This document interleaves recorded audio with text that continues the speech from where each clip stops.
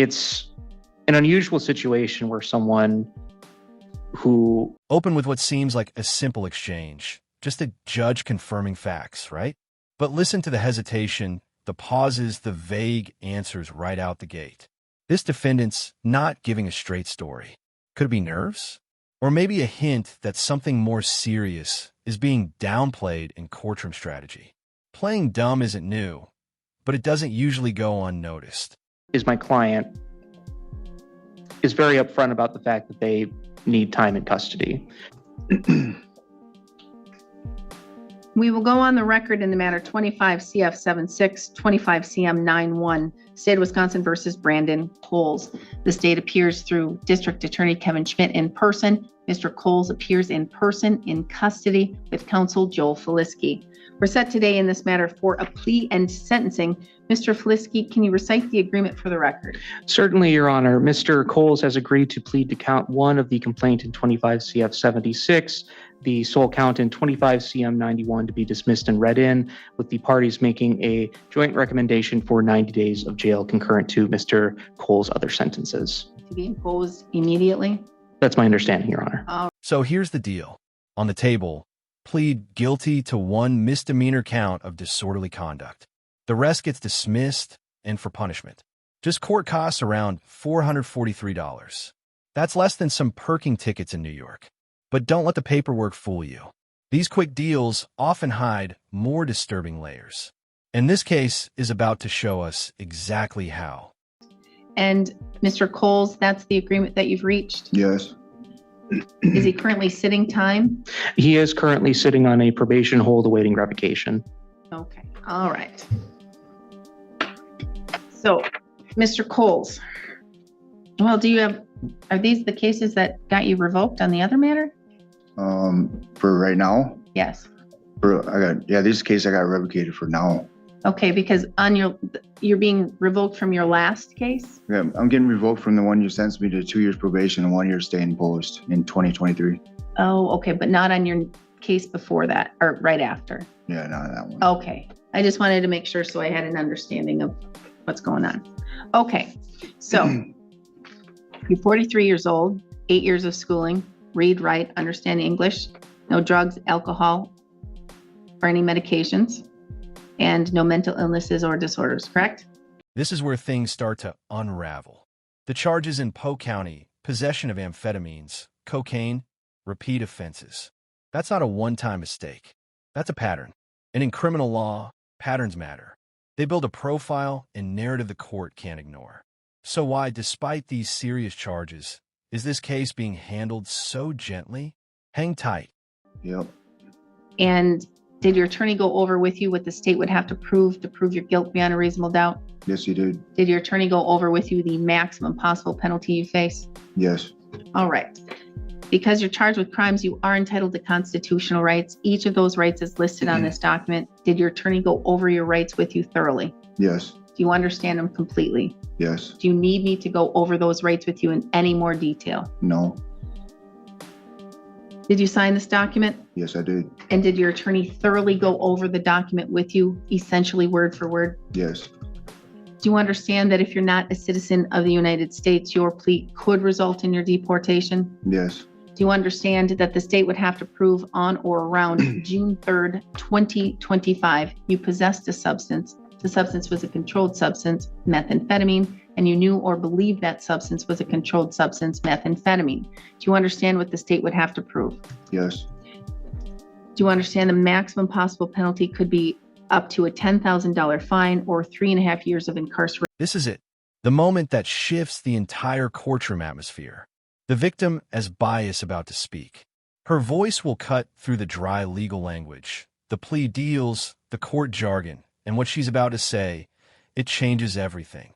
If you've been waiting for the emotional heartbeat of this case, this is it. There is an agreement reached by both parties, but I'm not bound to follow that. Yes. I could sentence you all the way to the maximum possible penalty if I thought it was warranted. Do you understand that? Yes, I do. Now, did you go over the criminal complaint with your attorney? Yes. And in the section called probable cause, did you review those facts that are alleged? Yes, I did. For the most part, are those facts accurate? Yes. Are you admitting here today that you in fact did possess methamphetamine? Yes. Are you pleading guilty because you are guilty? Yes. Mr. Feliski, may the court use the probable cause section of the criminal complaint to find a factual basis? So stipulated.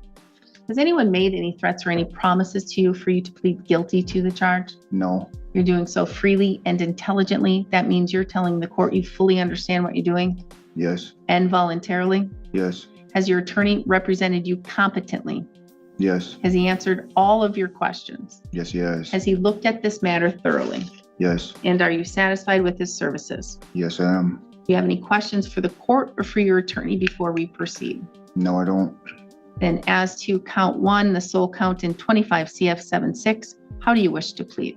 Guilty. The court will find your plea of guilt is done knowingly, intelligently, and voluntarily. I'm going to find that you understand your constitutional rights and what it means to waive and give up those rights. I'm going to find a factual basis to accept your plea of guilt. Based on that, I will find you guilty of the sole count of possession of methamphetamine. The other case will be dismissed and read in for purposes of sentencing. The guilt. This wasn't just abuse. This was psychological and physical terror over months. Broken glasses, ripped phones, smashed mirrors. Every object turned into a weapon. Every moment, a new method of control, and all while she's trapped inside a car with nowhere to go. This isn't just disorderly conduct. This is survival against an escalating threat. Mr. Schmidt. It's a plea to the felony. We're doing jail up front rather than probation because if you look at Mr. Cole's history, he just has not been successful on probation. When I've talked with DOC, what do we do next? They don't know. So it doesn't make sense to put him on probation, especially when both these cases, one is a simple possession, another is him behaving in strange, erratic ways consistent with using methamphetamine. So they're both essentially simple possession. Well, they're use cases. I think the 90 days jail is appropriate for use violation on supervision. I'd ask the court to do that. Thank you. All right. Mr. Feliski. Thank you, Your Honor. I concur with the state's sentiments regarding this being at its heart, a substance use issue. Mr. Coles has been very upfront with me of the fact that of his substance use issues. He admitted to me that he was an addict, that he has combated this issue with himself in his personal life, in his criminal history for many, many years.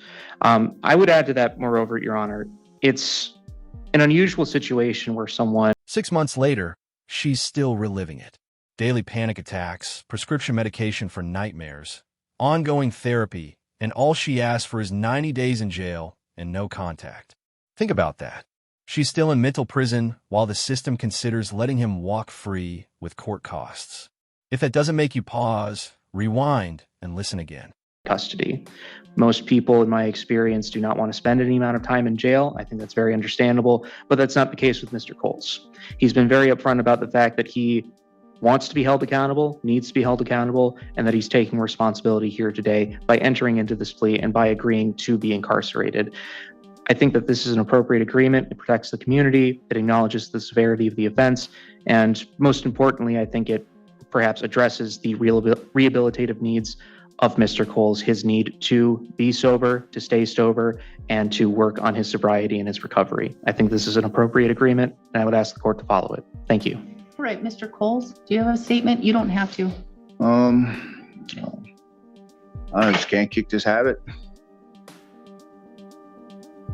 I'm sick of it, but I can't seem to kick this methamphetamine. But here's the shocker. The judge admits the criminal complaint barely mentioned anything. Just a simple argument. No mention of the glass shattering, head-bashing, terror-filled night we just heard about. So, how does something that violent slip through the cracks? It's moments like this that expose how fragile justice can be when the full story stays untold. How did it affect you in any way? Yes, it did. What were you thinking or feeling? Like the control thing, I want to be in control of my life. It's like the meth and my affiliation and stuff like that. It's just, I let it control my life. You said your meth and your affiliation? Yeah. What do you mean by affiliation? Like gang ties. I don't know where you are affiliated or what it takes to get out of that affiliation. There's no You need to control your life, Mr. Coles. What else do you want to tell me? I want to be sober. You know, I was doing good. I went to treatment, and I don't know. On April 16th came around, I got sentenced and fell off right away. You got sentenced when you were, or you fell off when you were sentenced on your last case? Yep. Why? What happened? I don't know. Because you were put on probation, right, with the withheld? Right. I came to the county jail to do my DNA. They were busy. And then I told this individual, I'm like, I want to get high. Do you recall what you were thinking at that exact moment? Apparently I wasn't. Do you know if you had a trigger? Well, we stopped at a smoke shop, you know, like THC was bought and stuff like that. But it's like my surroundings I surround myself with, you know, like the same females over and over. Females only get you in trouble. True. Not all, but most. And, you know, I beat myself. I read my revocation packet, and from the treatment, they have nothing but good things to say about me, you know. And I know I'm that person, but I can't kick this method. You have to find that person again. And as I told Mr. Kitchen Master, only you can control your life. Only you can control what you do. Because right now you're letting methamphetamine control you. And you've got to be strong. You've got to be a tough individual. You have to be somewhat like Mr. Kitchen Master. I don't know you as much as I know Mr. Kitchen Master, but you have to, knowing what I know about you, you have to be strong-willed and take charge of things. My mental health ain't like, it's like destroyed. What do you mean? You know, I hear shit, see shit. You're not supposed to swear in court. I see things, you know, think I'm being followed, chased. Have you had? Prosecution is squirming. You can tell this isn't what they expected to hear in open court. They made a deal without the full story, and now in real time, they're realizing it. But here's the problem. Plea deals are like signatures and ink hard to undo. The question now is, will the judge let this one slide or call for something strong? Mental health evaluation? Not yet. You could need to be on medication. And did you hear Mr. Kitchen Master? He's been taking his medication every day as he's prescribed to take, and he's feeling amazing, like a real person. Because I'm gonna bet that in your situation, when you have the addiction and you're doing the bad things, you don't feel like a person, do you? No. Nobody wants to be around me, period. You know, because of I'm paranoid or whatever it is, you know, like. Do you know there's meth psychosis? There's THC psychosis. There's things that they affect people's brains. And now with the THC levels, and this is speaking to Mr. Kitchmaster too, the THC levels that we have now, because they're chemically engineered and bioengineered, are so much higher than they were in the 1950s, 60s, 70s. It's like it was, I believe, like, don't quote me, I don't know exactly for sure. I haven't read it in a long time, but THC levels in like the 1960s, 70s was like 5%. It's like 35 or more percent now in the marijuana that is being produced. Do you know what that does to a person's brain? Destroys it. It makes them have a psychosis where they don't know where they are, where they're doing the things that you were doing in the other case. When you're here like this, and you've been sober for a while, you are sober, how do you feel? I feel good. You know, like, you know, I'd seen Pastor Jack, and he's like, I heard you're a really good dude when you're sober. I mean, I believe that. I really am. You know, like, when I'm not under the influence, I'm a really good person. I can light up a room. I feel good about myself. I feel you have a good personality. but you're letting the substances control you in your life. And then the affiliation. Okay, again, I can't get into that. I don't know about that.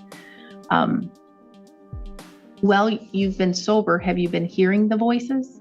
Yeah. You still hear them? So then that tells me, go ahead.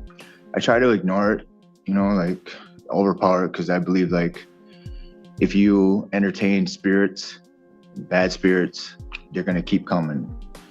But I still, I mean, I hear them, and then, you know, or I think people are doing shady things or whispering, talking and stuff like that. Are you Native American? And Yeah, I'm not well, asking to be. I'm Samoan, Native, and white. Okay, so do you connect to any part of your heritage? Yeah, I follow Native American. And have you went back to that and to their customs, to their traditions, and have you engulfed yourself in the Native American customs? I mean, I have in prison, you know, I haven't been out long enough to, you know, even get to it, you know. Have you reached out to anyone here in the St. Croix tribe? Not like that. That would be a good idea. Get involved in the powwows, get involved in the drumming, get involved in those spiritual ceremonies. When you are giving yourself to that higher power and you are engulfing yourself in your customs and your heritage, you will be brought back. Wait a minute. He's denying it again. After sitting through the victim's detailed testimony after agreeing to a guilty plea, this sudden reversal isn't just bold, it's reckless. And guess what? The judge catches it instantly. No more sweet deals. We're heading to trial. And now the full truth might finally come out in front of. I don't know if Mr. Coles knows who he is right now. I don't think you've known who you were for a very long time. Correct? Correct. You know, it took 22 years for my son to come back around. I just got him back, you know, in my life, and here I am.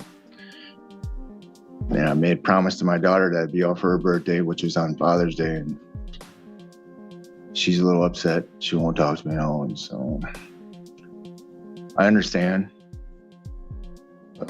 I'm sorry, for the councils to know, because I am looking at 24 CF 222, State of Wisconsin versus Brandon Coles, where Angeline Winton, Judge Winton, sentenced him, because I wanted to see the conditions that she sentenced him to. Does anyone object to that?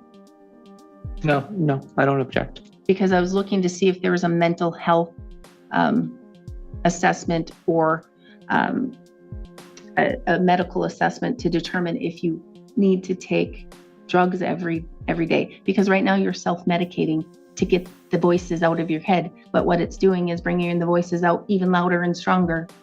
Correct? Correct.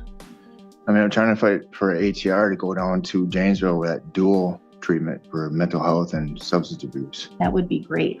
That would be excellent. If you don't go there right away, can you make me a promise? Yes, I can. Can you go to the tribe and see what you can get involved with? I will. Can you talk to the tribe about a mental health evaluation? Yes, I will. And maybe, I think they have a physician there. You can go and get a medical evaluation to see if you need some types of prescriptions to get you on track. Yes, I will. Can you do that for sure? Yes, I will. Okay. So, Mr. Coles, I think that this agreement is appropriate. You're still going to be on probation for that other matter, and you're being revoked from my previous one in 2022 or 2023. I bet you thought I was real mean then, huh? No, actually, I didn't, because you went against the plea agreement then. Oh, I don't even remember what the plea agreement was, but I know I sentenced you to 1 year. It was supposed to be 2 years withheld, and you went against it. So, Mr. Coles, what I'm going to say to you is, when you're sitting the time, if you are revoked, I think you said you had a hearing. If you're sitting that time, take that time to find you. And I told Mr. Kitchenmaster, you were here, you sat and you heard that even though it's in custody sobriety, it still means a lot. It's still a lot. Okay? It just means it's going to be harder when you're out. I was sober for 7 months. That's amazing. Yeah, I never thought that's the longest I've ever been sober my whole life. That really is amazing. Even though some of it was jail, but still, it's still sobriety. Get back to that. Okay, get back to that. Get back and find who Brandon Coles is. You've lost him along the way. Okay, and I didn't mean to make this so long. I just wanted to say a few things to you. So the 90 days is appropriate to run concurrently.